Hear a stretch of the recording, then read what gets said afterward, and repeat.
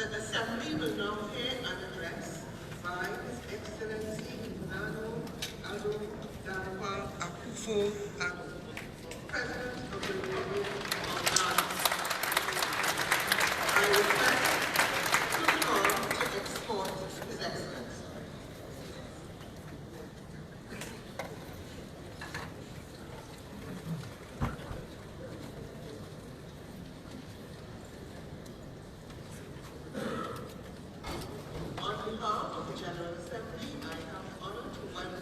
United Nations, His Excellency Nana Addo Dankwa Akufo Addo, President of the Republic of Ghana, and to invite him to address the Assembly.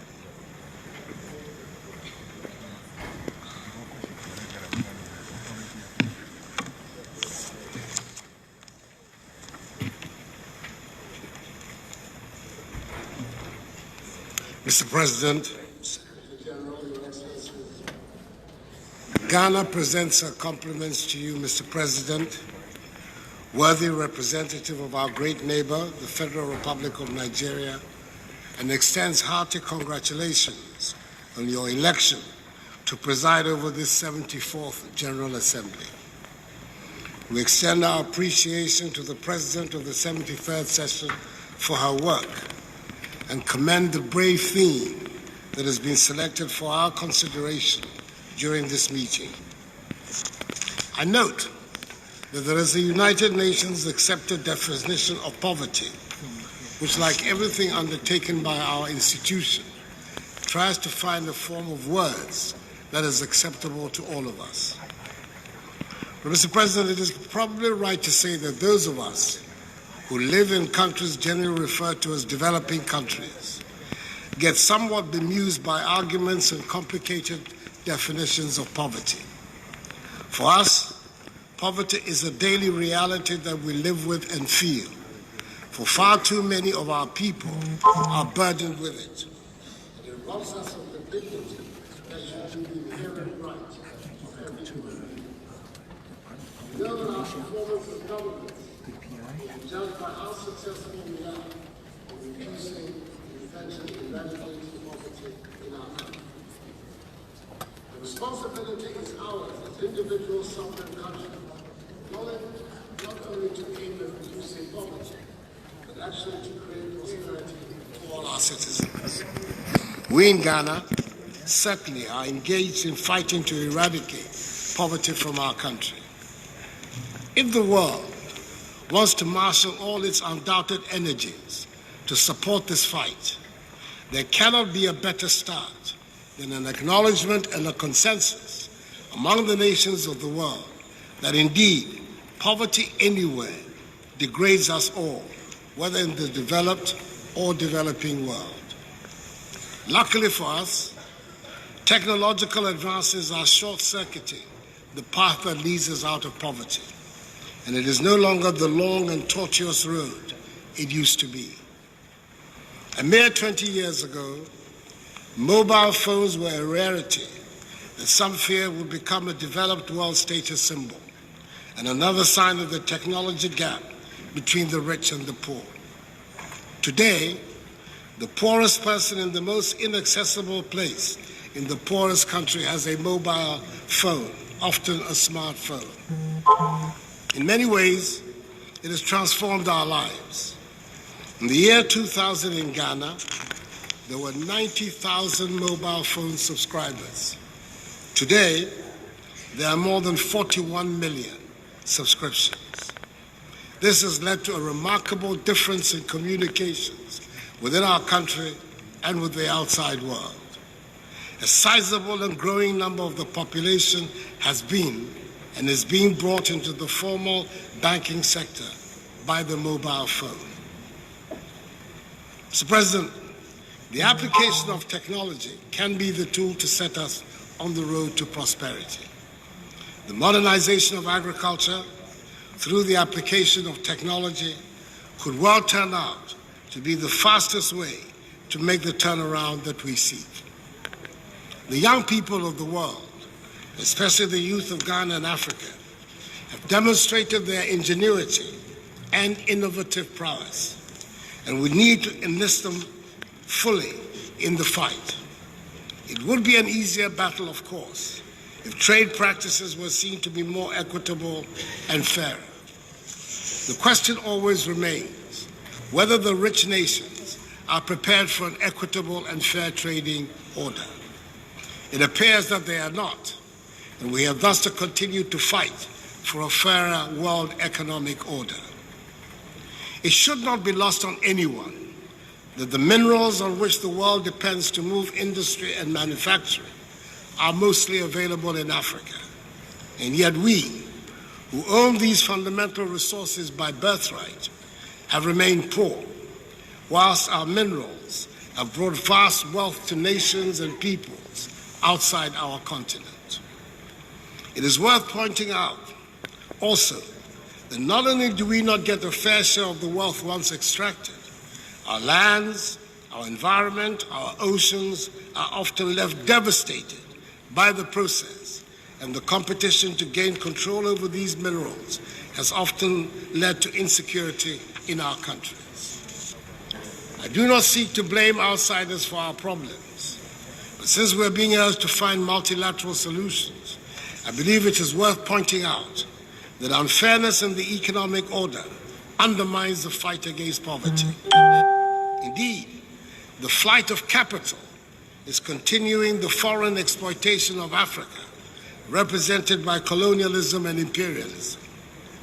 The report of the panel, chaired by the highly respected former South African President, Thabo Mbeki, on the illicit flow of funds from Africa, has raised the lid on what many had always suspected, but did not have the figures to support. According to that report, Africa is losing annually more than 50 billion United States dollars through illicit financial outflows. Collaboration is certainly needed amongst nations of the world to stop this rape of Africa.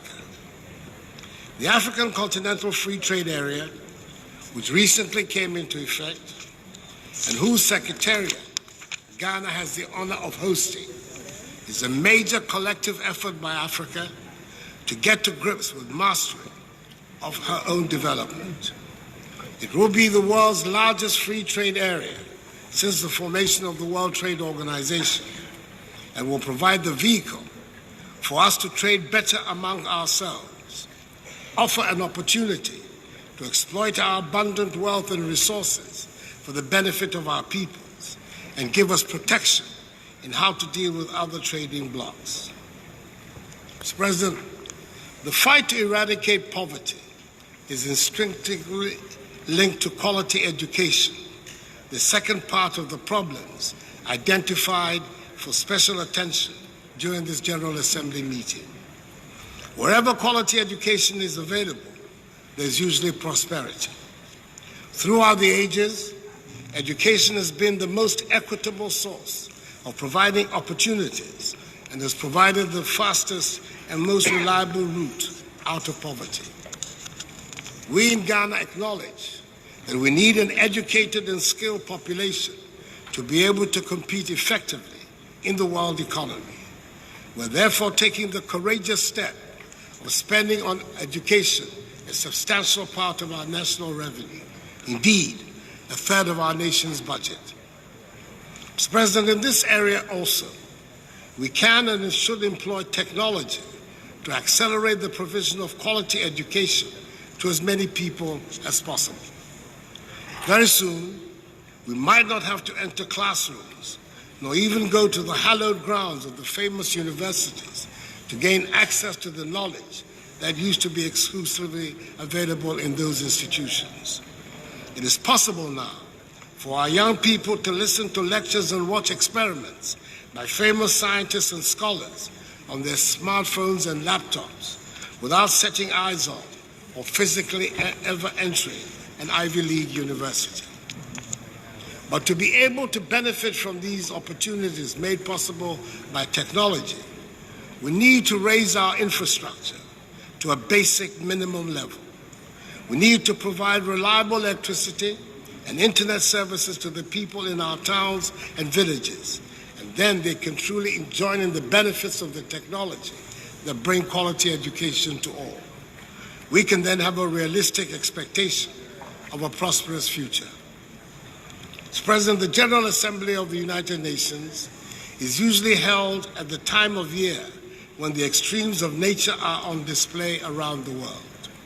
Maybe we are being urged to take notice and hopefully take practical and proactive steps to curb the human activities that are endangering our planet. Our world is enriched by the diversity of cultures and religions and beliefs. They add spice to our lives. But there are scientific and mathematical truths that do not change with space or time. And these truths we all do well to uphold.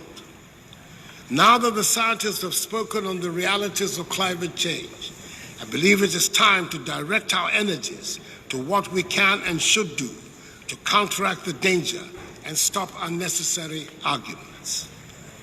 Nature has been brutal this year in demonstrating to us that our climate is changing and we're probably pushing our world to destruction.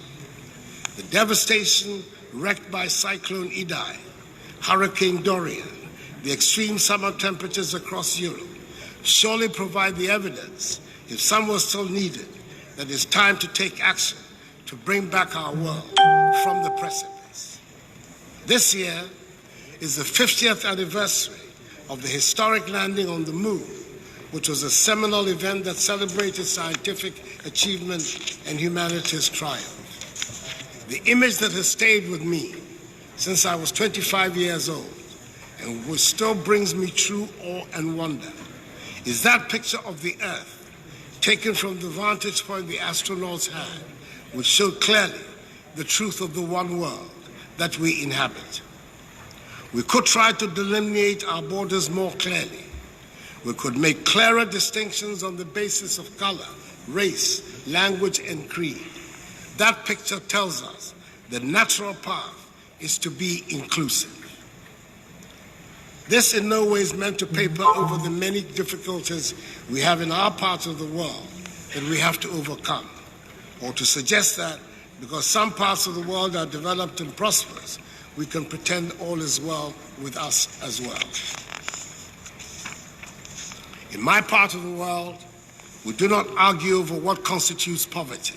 We know it, we live with it, feel it, and it is a daily reality.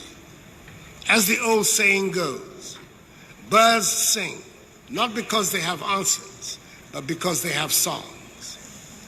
There might not be any one answer to the theme of this 74th General Assembly, but the hope is that the discussions point us to the possibility of a new world in which collaboration between the nations and peoples is on such a scale that one can dream of and achieve a sustainably prosperous world.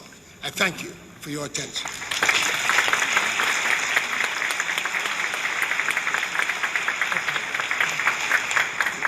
On behalf of the General Assembly, I wish to thank the President of the Republic of Ghana for the statement just made. May I request representatives to remain seated while we greet the head of state.